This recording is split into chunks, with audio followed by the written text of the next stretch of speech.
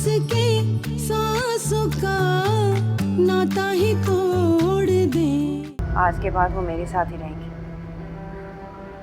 और आप बिल्कुल फिक्र मत करें, मैं उनका पूरा ख्याल रखूंगी। बेटा मैं चाह रहा था कि एक बार तुम सादिक अंकल के साथ जाके साहब से बात कर लो, खुदा करे कि उसके दिल में ख्याल आ जाए और वो राबिया को दोबारा अपनी जिंदगी में शामिल कर ले। देखो राबिया अपने घर चली जाएगी ना तो बहुत बेहतर हो जाएगी। अब राबिया भी उस घर में नहीं जा सकती अब। क्यों?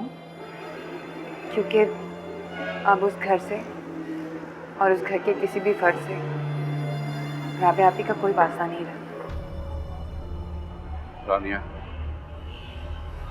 बेटा तुम्हें जो भी कुछ कहना है ना तुम साफ साफ कहो। मुझ में अब हर बुरी खबर सुनने का हौसला है। अबू शहाब भाई उन्होंने बोलो बेटा, खुदा के लिए बोल दो। अबू शहाब भाई ने राबिया आपी को तलाक दे दी।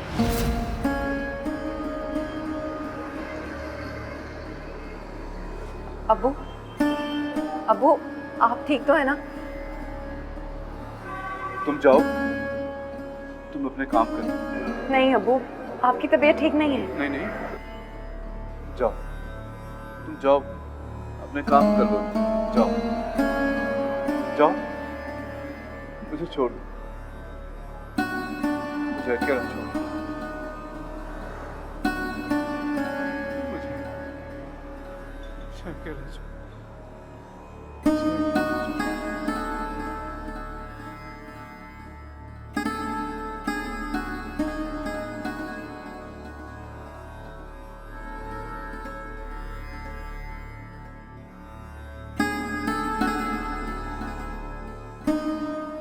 हुलवा इसे अंदर ले जाओ, यहाँ काफी ठंड है। जी।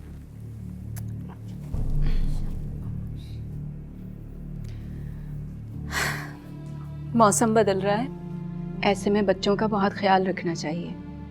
फूलों की तरह नाजुक होते हैं बच्चे।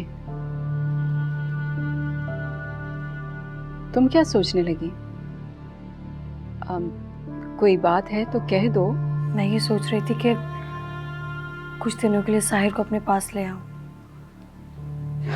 आलम हो सकता है उसकी सही से केयर नहीं कर पा रहा हो। पता नहीं उसको कब सर्दी लग रही है, कब भूख लगती है। और वो छोटी नन्ही सी जान है, खुद सही से बता भी नहीं पा रहा होगा। गुलनार, मैं तुम्हारे जज्बात और तुम्हारी दिली कैफियत को अच्छी तरह से समझती हूँ, लेकिन इसके बावजूद भी मैं नहीं चाहती हूँ कि तुम साहिर को कुछ वक्त के लिए भी अपने पास रखो। आप ऐसा क्यों चाहती हैं? क्योंकि तुमने मजबूरी में ये फैसला तो कर दिया है, मगर मजबूरी में किए गए इस फैसले को तुम्हारी ममता मानने को तैयार नहीं है। मैंने रातों को तुम्हें साहिर के कपड़ों और खिलौनों से लिपट कर रोते हुए देखा है। वो यहाँ मौजूद नहीं है इस घर में, फिर भी रातों को मैंने तुम्हें उसे ढूंढते देखा है। ये सब क्या है?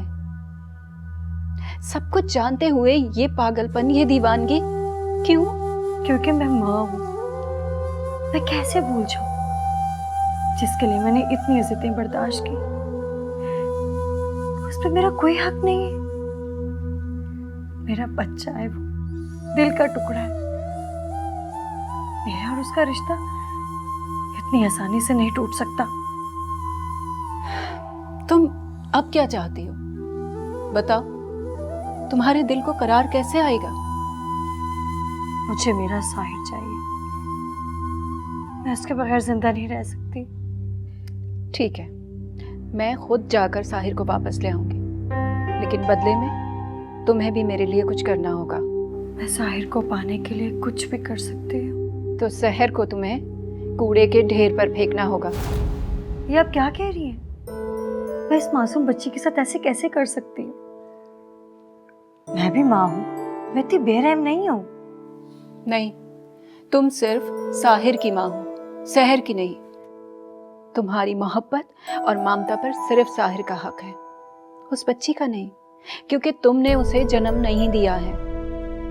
और ये बच्ची कूड़े के ढेर पर पले या किसी बाजार में, तुम्हें इससे क्या फर्क पड़ता है, क्योंकि तुमने तो उसे जन्म नहीं दिया, वो तुम्हारी औलाद नहीं है। साहिर को वापस लाने का ये मतलब नहीं है कि मैं सहर की परवरिश नहीं कर सकती। मैं दोनों को पाल लूंगी।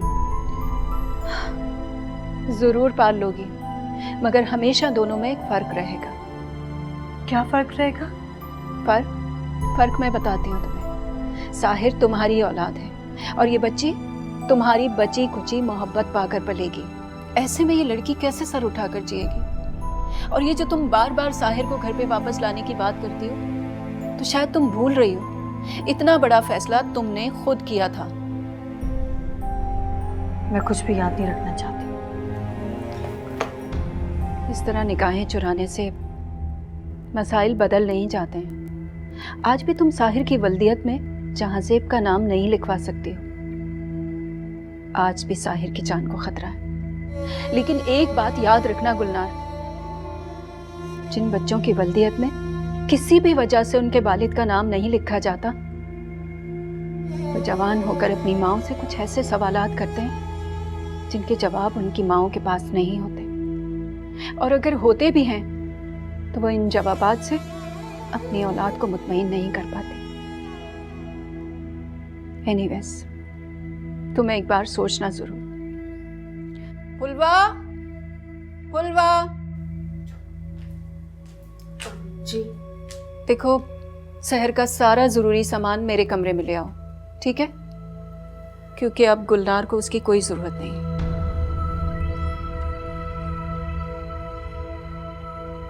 वैसे मैं भी ये नहीं चाहती हूँ कि ये बच्ची एक ऐसी गोद को अपनी पनाहगाह समझ ले जो उसके लिए नहीं है।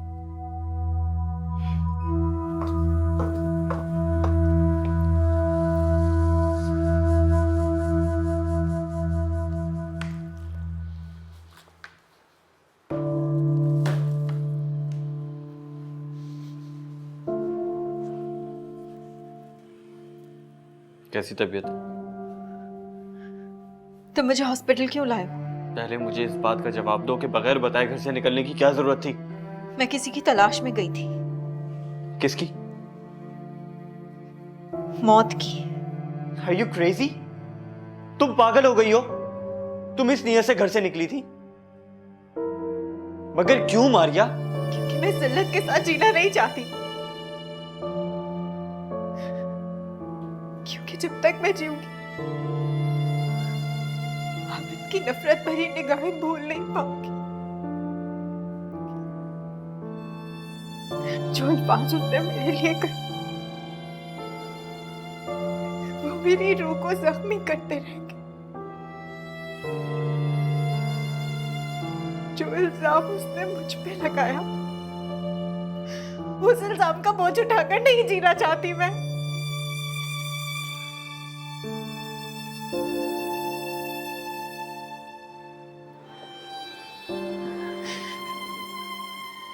देखो मारिया, मौत हर मसले का हल तो नहीं है, लेकिन मेरे मसले का सिर्फ यही एक हल है। तुम जरूरत से ज्यादा जज्बाती हो रही हो। मर्द हो ना, इसलिए औरत को जज्बाती या बेवकूफ कह के बात खत्म कर देते हो, मगर उसकी तकलीफ को महसूस नहीं कर सकते। काश तुम मेरी जगह होते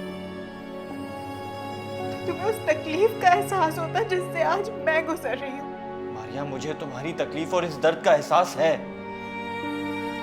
हमारे हालात मुख्तलिफ हैं, मगर हम दोनों का मोहब्बत खोने का दुख तो मुश्तरका है ना। सानिया को खोकर मुझ पर क्या गुजर रही है वो मैं लफ्जों में बयान नहीं कर सकता। मोहब्बत मर्द करे या औरत, तकलीफ एक जैसी होती है। मैंने भी कई बार सोचा कि जिंदगी की इस जंजीर से खुद को आजाद कर लूं जिसमें रानियां नहीं है, मगर मैंने ऐसा नहीं किया। जानती हो क्यों?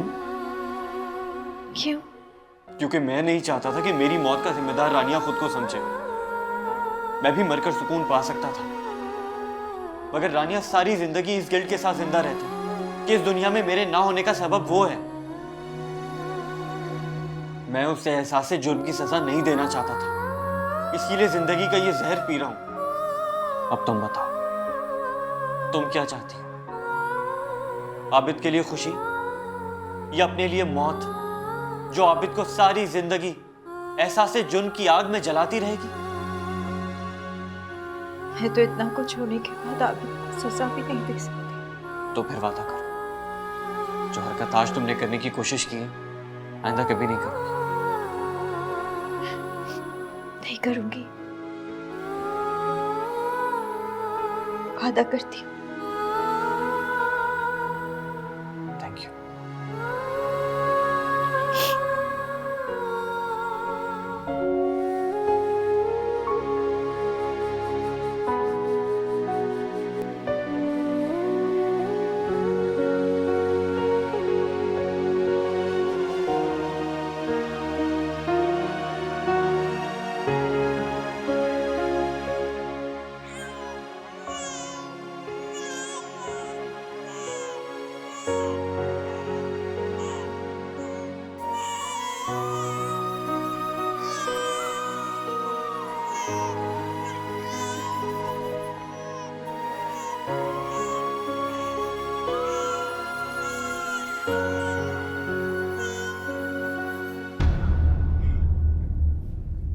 कहाँ चली गई थी आप इसको अकेला छोड़ के? आपको पता है कि मैं टाइम पे ना आती तो ये बिस्तर से गिर भी सकती थी। लगता है काफी डिस्टर्ब हो गई हो तुम बच्ची की वजह से, इसीलिए तुम्हें बहुत गुस्सा आ रहा है। डिस्टर्ब होने की बात नहीं है भाभी, फिक्र की है। अगर इसे कुछ हो जाता तो क्या होता? ज्यादा से ज्यादा मर जाती। भाभी आप इतनी बेरहम हो जाएंगी, मैं तो सोच भी नहीं सकती थी। मैं ऐसा सोच सकती हूँ क्योंकि मैंने कभी किसी बच्चे को जन्म नहीं दिया, लेकिन यहाँ तो बहुत सारी औरतें इस तरह की भी हैं जो अपनी औलाद के होते हुए भी दूसरों की औलाद से इतना सफाक रवैया रखती हैं। खैर अब तो बात ही खत्म हो गई है क्योंकि मैं सहर को यतीम खाने भेज रही हूँ। यतीम खाने? मगर क्यों भाभी? इसे यहाँ किस चीज की कमी है? कमी है माँ की तवज्जो की, मोहब्बत की। क्या मैं इसकी माँ नहीं हूँ? नहीं, साहिर की मौजूदगी तुम्हें कभी भी इसकी माँ नहीं बनने देगी। साहिर मेरा बेटा है, उसे मैं अपनी जिंदगी से कैसे निकाल दूँ? कि सब मेरे लिए इतना आसान नहीं है। हाँ तो तुम्हें किसी ने मजबूर भी नहीं किया है। मैं तो सिर्फ सहर को हमारी जिंदगियों से बाहर निकालने की बात कर रही हूँ। छोटी सी बच्ची है, इसका वहाँ कौन ख्याल रखेगा? ये तुम्हारा मसला नहीं है, समझ गई तुम? अब इसे लिटा दो यहाँ पर।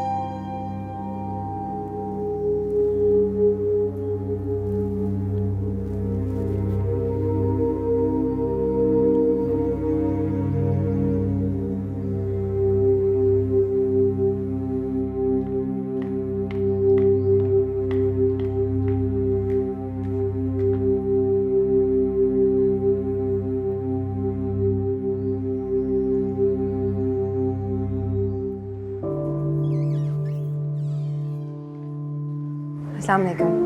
वालेकुम सलाम। कैसी? बिल्कुल ठीक, बैठो। आप बताओ कि फ़ोन पे क्यों कहा था कि अर्जेंट मिलना है? मैं इसलिए मिलना चाहता था कि शायद इसके बाद हमारी मुलाकात कभी ना हो सके। ऐसा क्यों कह रहे हो तुम? कहीं जा रहे हो? मुल्क से बाहर जा रहा हूँ। तो वापस कब आओगे? शायद कभी नहीं। क्या मतलब? शादी करके वहीं सेटल होने का इरादा है। इतना बड़ा फैसला कर लिया तुम दोनों ने, और ना ही मारिया ने मुझे बताया ना ही तुमने। दिल तो चाहता है कि तुम दोनों से बात ही ना करो। मैं शादी मारिया से नहीं कर रहा। क्या मतलब कि तुम मारिया से शादी नहीं कर रहे? क्योंकि उसकी पसंद कोई और है। कौन? आलम। तुम पागल हो गए हो? तुम जानते भी हो तुम किसके बारे में और क्या कह रहे हो? मेरे और आलम के बीच में जो कुछ भी हुआ, लेकिन मुझे पूरा यकीन है कि आलम इस तरह नहीं कर सकते। और मारिया तुमसे जितनी मोहब्बत करती है तुम्हें इस बात का अंदाजा भी नहीं है। अगर वो मुझसे इतनी मोहब्बत करती है तो वो इतनी रात को आलम के फ्लैट पे क्या कर रही थी, जबकि वहां पर कोई मौजूद भी नहीं था? मारिया आलम के फ्लैट पे थी?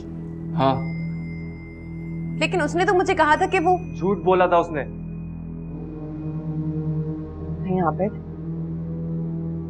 ऐसा नहीं हो सकता। मेरा दिल नहीं मानता। मारिया और आलम, ऐसा नहीं हो सकता। तुम्हारे मानने ना मानने से हकीकत बदल नहीं जाएगी। शक तो मुझे तभी हो गया था जब आलम की आवाज़ मुझे फ़ोन पे सुनाई दी थी। मैं आलम के घर सिर्फ अपने शक की तस्दीक करने के लिए गया था और सारे रास्ते ये दुआ मांगता रहा कि मेरा शक गलत साबित हो। लेकिन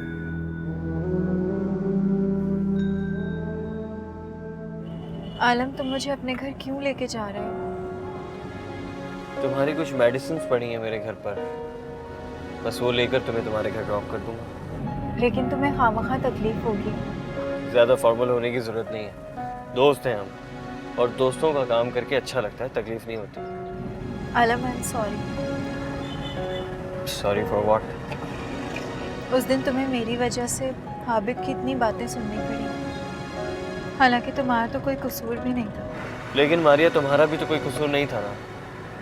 और अगर सच कहूँ तो कसूर आबिद का है, जिसे अपनी मोहब्बत पर एतबार ही नहीं है। मारिया, तुम्हें पता है कि अगर औरत का एतबार रिश्ते से ख़त्म हो जाए ना तो वो रिश्ता कमज़ोर हो जाता है, लेकिन अगर मर्द का एतबार उठ जाए तो वो रिश्ता टूट जाता है, मेरे और रानिया के रिश्ते की तरह। और मेरे और आबिद के रिश्ते की तरह। तुम भी तो यही चाहती थी। हाँ, मगर दुख तो होता है।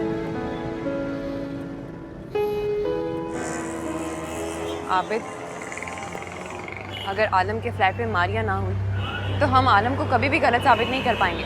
अगर वो आलम के फ्लैट पर मौजूद नहीं होती ना तो अब तक जो भी मैंने देखा और सुना है वो सिर्फ अपने दिमाग का खलल या गलतफहमी समझता। और अगर हुई तो क्या? तो मेरे साथ साथ तुम्हें भी इस बात पर यकीन करना पड़ेगा कि इन दोनों के दरमियान एक रिश्ता है, एक गहरा रिश्ता। और इस बात को भी हमें मानना पड़ेगा कि इन लोगों ने हमें मोहब्बत और दोस्ती की आड़ में धोखा दिया है।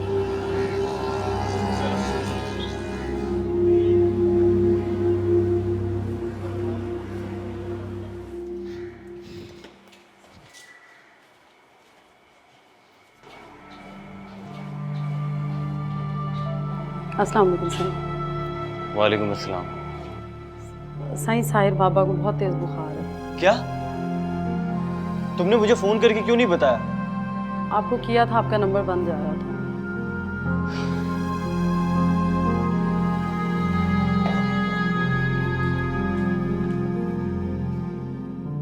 इसे तो वाकई बहुत तेज बुखार है। आलम, लाओ साहिर को मुझे दे दो। नहीं मारिया, तुम ऐसा करो, ड्राइवर के साथ घर जाओ, मैं साहिर को संभाल लूंगा। आर यू मैड आलम? क्या मैं इतनी बेहिस हूँ कि इस सिचुएशन में तुम्हें छोड़ के चली जाऊँ? नहीं मारिया, तुम्हारी तो अपनी तबीयत ठीक नहीं है, तुम ड्राइवर के साथ घर चली जाओ, मैं साहिर को संभालूंगा। मैं अब पहले से बेहतर हूँ आलम। तुम ऐसा करो, डॉक्टर को फोन करो।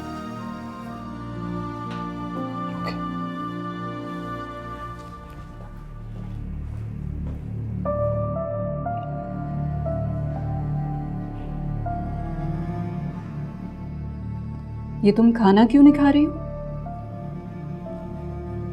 भूख नहीं है। सुबह से दिल अजीब सा हो रहा है, साहिल की याद आ रही है। पता नहीं वो कैसा होगा। अरे भाई, उसकी फिक्र मत करो, वो ठीक होगा। तुम इतनी क्यों फिक्र कर रही हो उसकी? मैं उसकी फिक्र भी ना करूं, क्या ये भी हक मेरे पास नहीं रहा? मेरा मतलब वो नहीं था। क्या हो गया है तुम्हें? जरा जरा सी बात पे इतनी जज्बाती क्यों हो जाती हो? पागल हो गई हूं मैं।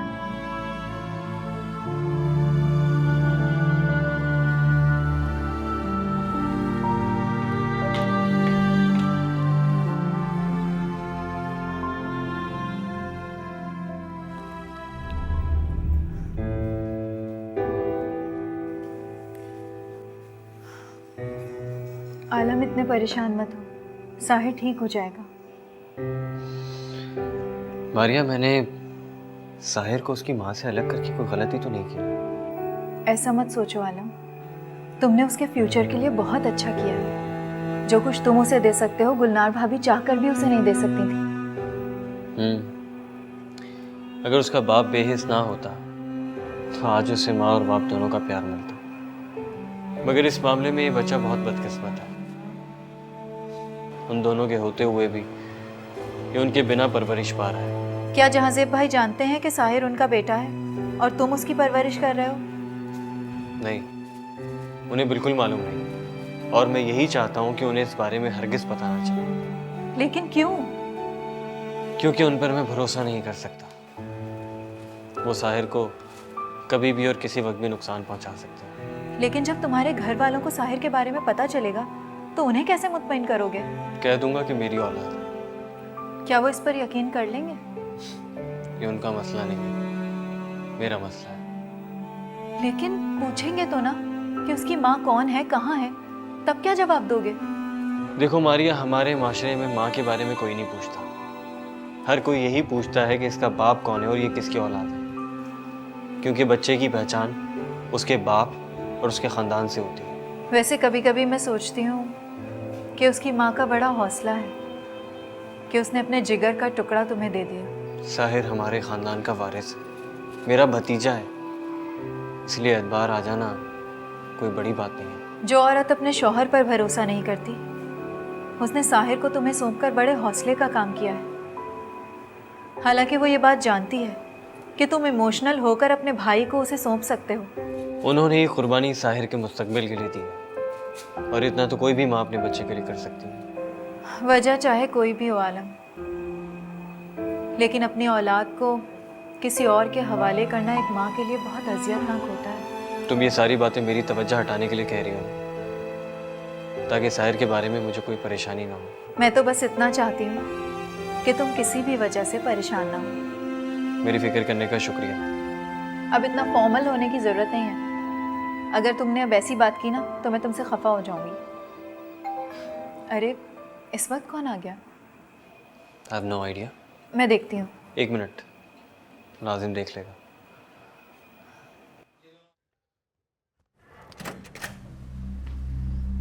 वकार साहब, आप? क्यों, क्या हुआ? ऐसे हैरान हो रही है जैसे कोई भूत देख लिया? नहीं, वो आप तो शाम में आने वाले थे ना।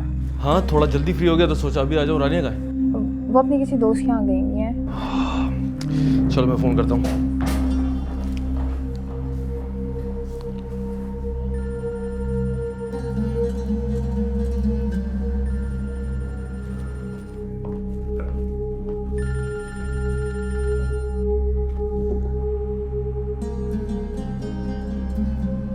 आखिर ऐसी कौन सी जगह गई है कि मोबाइल फोन साथ नहीं ले जा सके? अरे रानिया, तुम लोग यहाँ?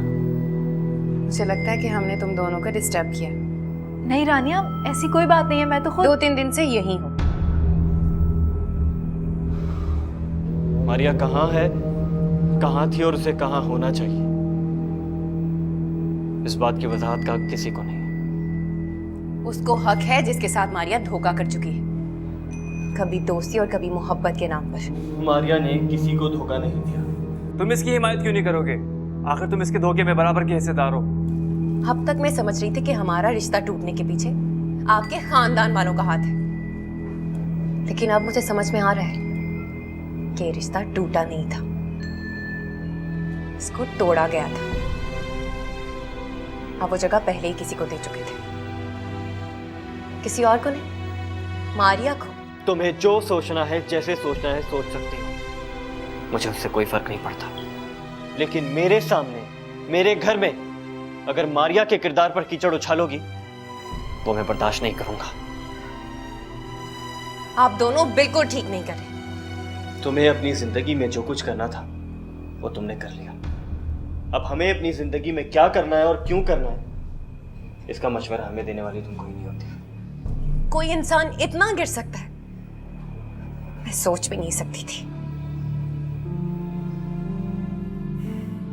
इन लोगों को तुम्हारी बातें समझ में नहीं आएंगी, क्योंकि इंसान जब पस्तियों में गिर जाता है तो उसे सही और गलत का फर्क समझ में नहीं आता, और ना ही इस बात से फर्क पड़ता है कि लोग उनके बारे में क्या सोचते हैं। अगर तुम लोग अपना सारा जहर उगल चुके हो तो जा सकते हो, और दोबारा यहां ना आओ तो ही अच्छा है।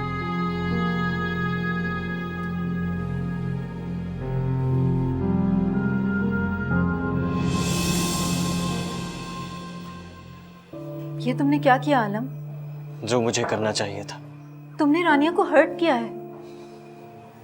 रानिया ने आज वो कुछ किया है जिसकी मुझे उससे उम्मीद भी नहीं थी, और मैं ये सोच भी नहीं सकता था कि वो एक औरत होकर किसी दूसरी औरत के किरदार पर कीचड़ उछालेगी। आज पहली बार मुझे इस बात का अफसोस हो रहा है कि मैंने रानिया से मोहब्बत क्यों की। आलम, तुम गलत सोच रहे हो। उसने जो कुछ भी किया वो एक गलतफहमी का शिकार होकर किया। गलतफहमी का ये मतलब नहीं होता कि अपने जैसे दूसरे इंसान को जलील करने का हक मिल जाए। आज रानिया ने जो कुछ किया है, मैं उसके लिए उसे कभी माफ नहीं करूंगा, कभी नहीं।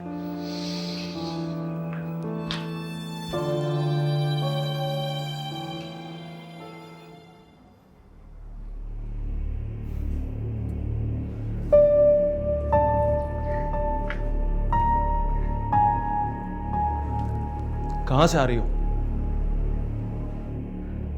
आपने फैसला तो कर लिया है, लेकिन पता नहीं वो इस फैसले को किस नज़र से देखेगी। आप नहीं जानती ये कितना ज़रूरी है। जानती हूँ, मगर उसे कैसे समझाऊं? उसे समझाना होगा, और ये बात उसके जितनी जल्दी समझ में आ जाए उसके लिए अच्छा है।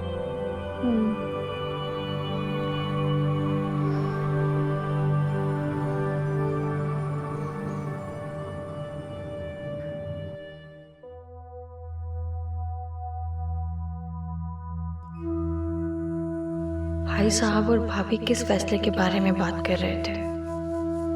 ऐसा कौन सा फैसला है जो उन्होंने किया नहीं, उन्हें मजबूर करना पड़ रहा है, और उन्हें इस बात का यकीन है कि मैं इस फैसले को कबूल नहीं करूंगी।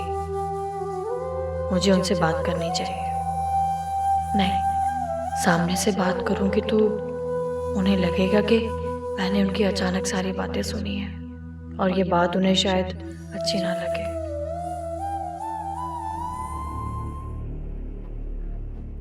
समझ नहीं आ रहा क्या पूछ रहा हूँ।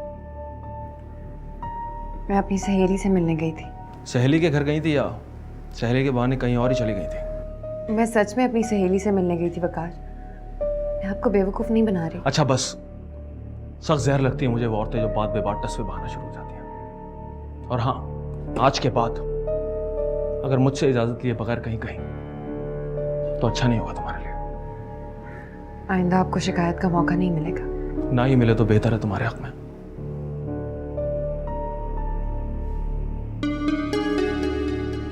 मारिया, मैं भी तुम्हारे साथ चलता हूँ। कहीं ऐसा ना हो कि तुम्हारे घर वाले इस गुमशुदगी को कुछ और ही नजरिए से देख रहे हो। आलम, उनकी सोच और शख्स से मैं वाकिफ हूँ, तुम नहीं।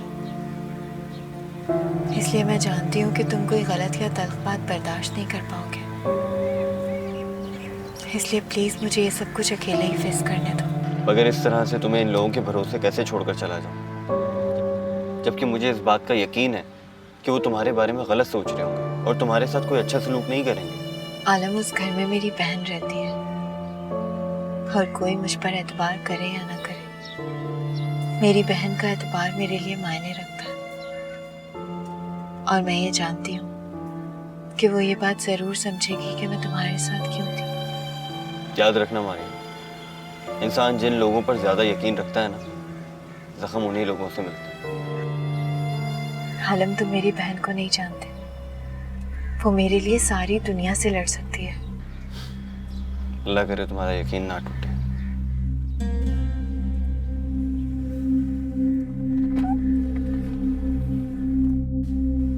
पहले यूं अचानक घर से गायब हो गई, और अब 2 दिन 2 रातें हमें रुसवा करने के बाद कैसी बेगैरती के साथ वापस आ गई हो। मैं सोच भी नहीं सकती थी कोई ऐसा भी बेशर्म हो सकता है। आप गलत समझ रही हैं। मैं भाग के नहीं गई थी, मैं तो आलम के साथ थी। क्या तो तुम ऐसे रही हो जैसे आलम कोई मर्द नहीं बल्कि फरिश्ता हो जो गुनाह कर ही नहीं सकता। आलम मर्द ज़रूर है मगर सतई नहीं, और वैसे भी औरत होने के नाते मैं अपनी हुदूद से अच्छी तरह वाकिफ हूँ। कोई गलती करने वाला अपनी गलती तस्लीम नहीं करता। जब मैंने कोई गलती ही नहीं की तो मैं क्यों मानूं कि मैं गलत हूँ? हम भी तुम्हें कभी ना गलत समझते और ना गलत ठहराते, अगर तुम्हारे करीबी दोस्त हमें ना बताते कि तुम आलम के साथ उसके फ्लैट में रह रही हो, और ये कि तुम्हारा और उसका कितना गहरा ताल्लुक है।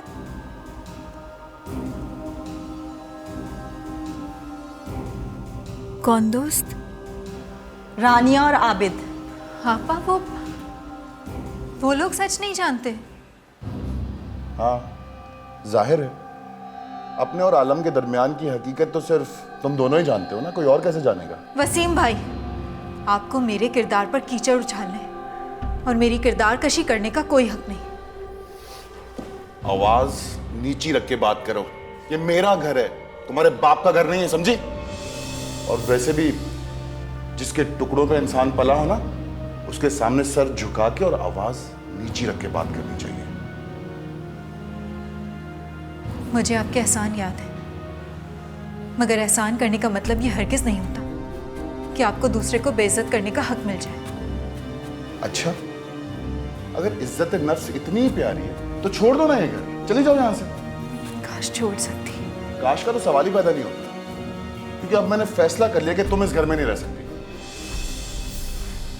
मैं हमेशा तुम्हारी ढाल बनती रही मारिया, क्योंकि मुझे यकीन था कि तुम सही हो।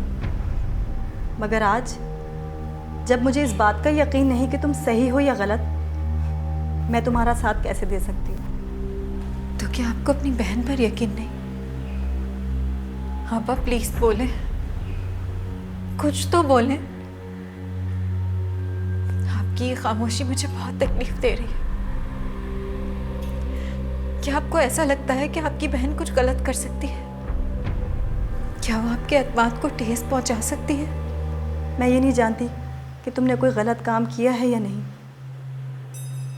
लेकिन इतना ज़रूर है कि अब तुम पे एतबार करते हुए मुझे डर सा लगता है।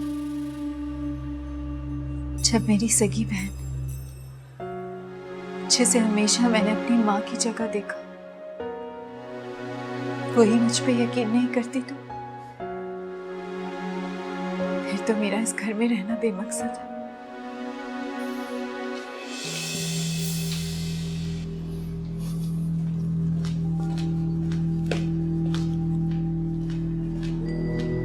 काश मारिया, काश मैं तुम्हें बता सकती कि तुम्हारी बहन कितनी मजबूर है।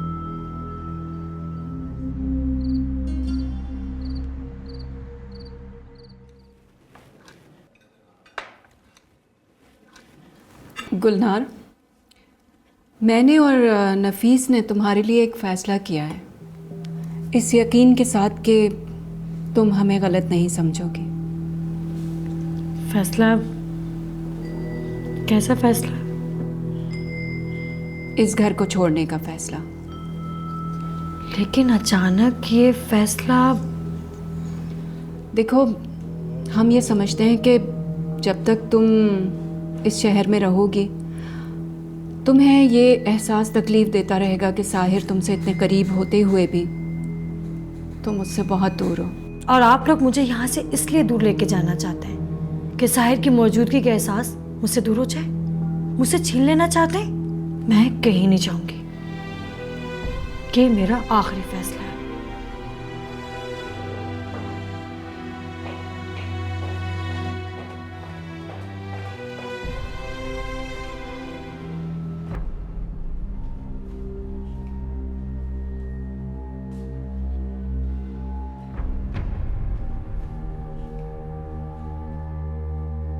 अस्सलाम वालेकुम बाबा से।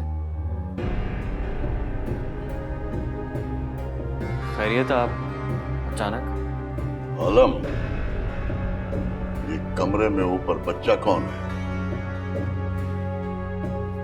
किस बच्चे की बात कर रहे हैं? तू अच्छी तरह जानता है कि मैं किस बच्चे की बात कर रहा हूँ। वो मेरा बेटा है, साहिर।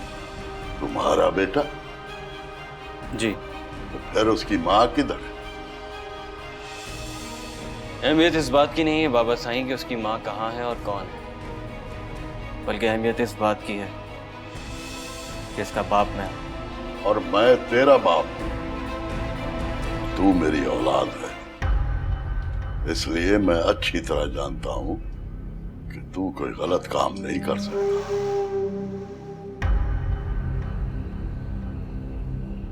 देख, अगर ये बात जहादेव के बारे में होती तो मैं मान लेता कि ये उसकी जायज या नाजायज औलाद है, लेकिन तेरी बात का यकीन नहीं है मुझे। तुझे कसम है अपने बाप की, मुझे इस बच्चे की हकीकत बता बेटा।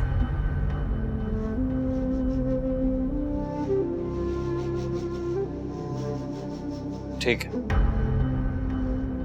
बात आपकी कसम की है तो मैं आपको सब कुछ सच सच बता देता हूँ, मगर आपको मुझसे ये वादा करना होगा कि जो कुछ मैं आपको बताऊंगा वो आपके और मेरे दरमियान रहेगा, और खास तौर से अदा जहादेव को इस बारे में कुछ नहीं पता चलना चाहिए। ऐसी क्या बात है जो तू सबसे छुपाना चाहता है, और खास तौर से जहादेव से?